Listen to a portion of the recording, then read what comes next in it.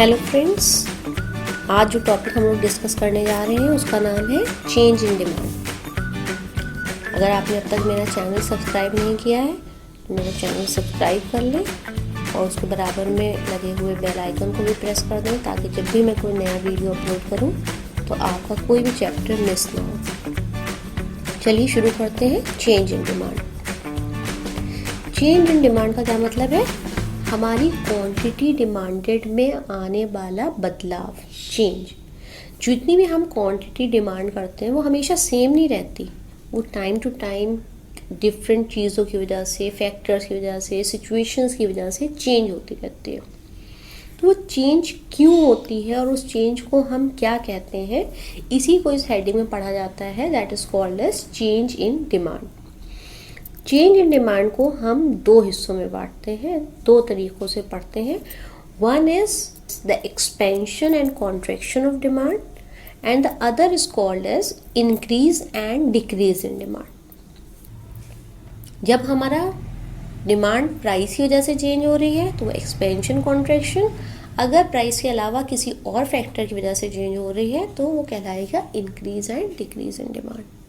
करते हैं। सबसे पहले हम पढ़ेंगे expansion and contraction of demand. Expansion and contraction, expansion means बढ़ना, कॉन्ट्रैक्शन मीन्स कम होना। अगर हमारी क्वांटिटी डिमांडेड प्राइस की वजह से चेंज हुई है, प्राइस बढ़ गया तो हमारी क्वांटिटी डिमांडेड कम हो गई, और प्राइस कम हो गया तो हमारी क्वांटिटी डिमांडेड बढ़ गई। जब प्राइस की वजह से हमारी क्वांटिटी डिमांडेड बढ़ती है, घटती है, तो उसे हम कहते हैं expansion and contraction of demand. इसे हम समझ सकते हैं एक बेटर तरीके से जब हम इसका ग्राफ बनाते हैं। तो चलिए पहले इसका ग्राफ बनाते हैं। एक सबसे पहले तो X axis Y axis draw करेंगे। अब इस पे अपना डाउनवर्ड स्लोपिंग डिमांड कर्व, जैसे कि हमने लास्ट लेक्चर में पढ़ा, डिमांड कर्व कैसे बनाया जाता है। There is a inverse relationship between the price and quantity demanded, और ये डाउनवर्ड स्लोपिंग कर्व होता है। ये हमारा डिमांड कर्व बन गया। अब सपोज हमारी कमोडिटी का प्राइस P है और इस P प्राइस पर हम Q कमोडिटी डिमांड कर रहे हैं। सपोज हमारी कमोडिटी का प्राइस बढ़ जाता है और P से P1 हो जाता है। जैसे ही हमारे प्राइस बढ़ता है P1, वैसे ही हमारी क्वांटिटी डिमांडेड उसके रिस्पॉन्स में कम हो जाती है। ये चीज़ हमने लॉ ऑफ डिमांड में भी पढ़ी है। अगर हम दूसरी चीज़ देखते हैं, इसी के दूसरे साइड अगर हम देखते हैं कि प्राइस अगर हमारा कम होता है तो हमारी क्वांटिटी डिमांडेड बढ़ जाती है। जैसे ही प्राइस कम हो रहा है वैसे ही हमारी क्वांटिटी डिमांडेड, जैसे ही प्राइस कम होके P से P2 हो रहा है, हमारी क्वांटिटी डिमांडेड बढ़ के Q से Q2 हो जा रही है। यहाँ पर हम क्या देख रहे हैं, जैसे ही हम अपने ही डिमांड कर्व पर हैं, हमारा डिमांड कर्व चेंज नहीं हो रहा, but we are moving up and down on the same demand curve. तो इसी को हम movement in the demand curve भी बोलते हैं। जैसे ही हम नीचे की तरफ आते रहते हैं, ऊपर से जैसे जैसे हम नीचे आते रहते हैं, ये कहलाता है हमारा एक्सपेंशन ऑफ डिमांड। क्योंकि जैसे जैसे हम नीचे आ रहे हैं हमारी डिमांड बढ़ती जा रही है, और जैसे जैसे हम इस डिमांड कर्व पे ऊपर की तरफ जाते हैं वैसे वैसे हमारी डिमांड कम होती रहती है। तो इस वजह से ऊपर की तरफ जाने वाले को हम कहते हैं कॉन्ट्रैक्शन ऑफ डिमांड। तो we are moving on the same demand curve, उसी पे ऊपर जाते हैं तो कॉन्ट्रैक्शन कहलाता है, उसी डिमांड पे जब नीचे की तरफ आते हैं तो उसे एक्सपेंशन कहते हैं।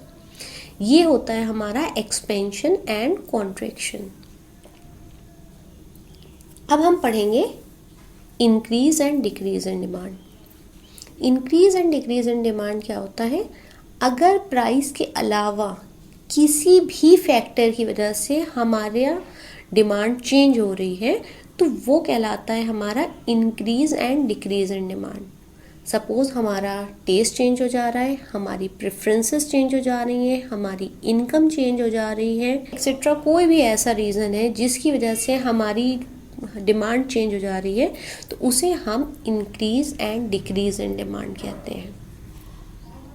इस इसको भी हम ज़्यादा अच्छी तरीके से समझ सकते हैं जब हम इसका डिमांड कर्व बनाएंगे। तो पहले हम इसका डिमांड कर्व बनाते हैं। X axis Y axis draw करेंगे पहले। Y side price, X side quantity.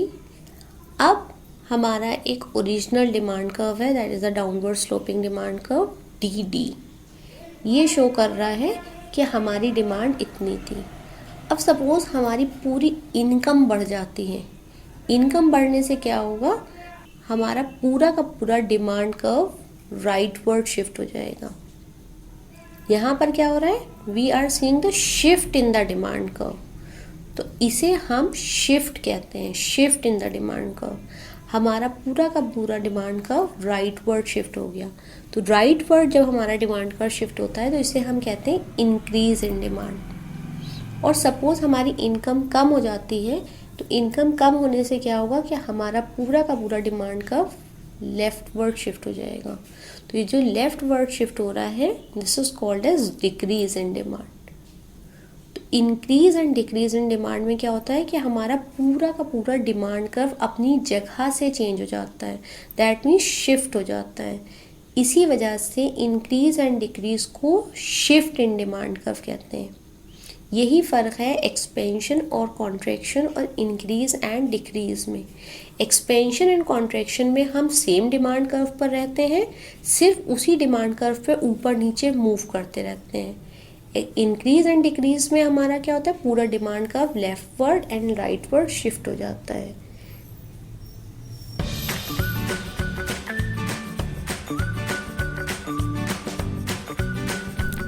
तो दोस्तों, कैसा लगा आपको आज का वीडियो? कमेंट सेक्शन में ज़रूर लिख के बताएं। और अगर आप किसी स्पेसिफिक टॉपिक पे चाहते हैं कि मैं वीडियो बनाऊं तो प्लीज़ उसके बारे में भी ज़रूर लिखें। वीडियो को लाइक करें, अपने दोस्तों के साथ शेयर करें और नॉलेज स्टेयर्स को सब्सक्राइब करना ना भूलें। मिलते हैं नेक्स्ट वीडियो में। Till then, good bye, good luck.